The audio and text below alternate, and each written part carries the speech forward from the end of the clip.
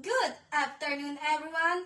I'm Ira Mayams Midelia from BPED 1A, and we are talking about the Lipa Beyond Miracle, the Dancing Sun in 1991.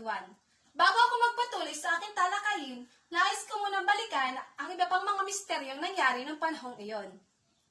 Noong panahong iyon, nangyari yung nagpakita daw ang mahal na birhen sa isang madre, na kung saan ang mga tao ay hindi nila alam kung maniniwala ba sila o hindi. Subalit, masasabi natin na pinaniniwalaan nila ang misteryo nangyari iyon.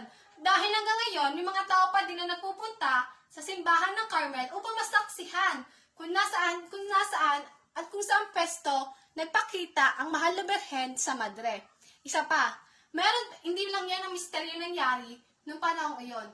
Umalandi ng mga petals, mga bulaklak, na kung saan sa bulaklak na iyon, may mga iba't ibang nakaukit na hugis ng birhen, na kung saan ang mga tao ay mas lalong na hindi nila alam kung ano ang kanilang mararamdaman, na bakit nga ba nangyayari yung mga ganon.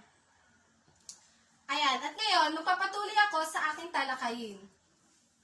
The dancing sun refers to a phenomenon associated with the Marian operations in Lipa City, Philippines during in 1991.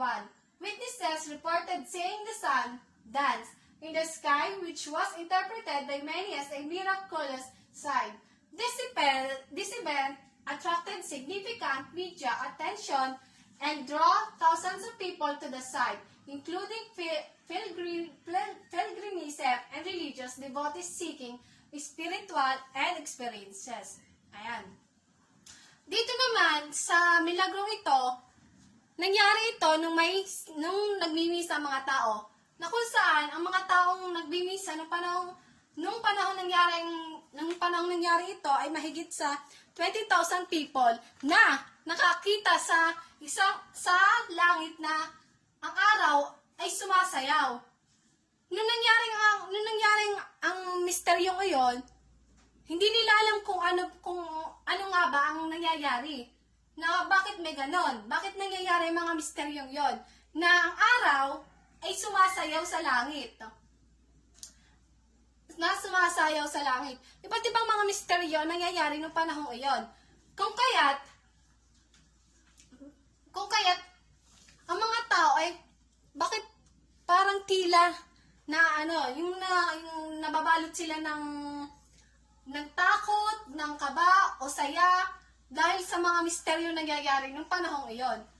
Bakit nga ba yung mga pare o madre ang nagpapatigil na huwag paniwalaan o hindi dapat paniwalaan ang mga misteryo nangyayari sa simbahang iyon? Kasi nga, di ba, nagkaroon ng World War II sa Pilipinas. Kung kaya't ang mga tao ay mga trauma pa. Pati ang mga pari, madre, ay naapektuhan nung kaguluhan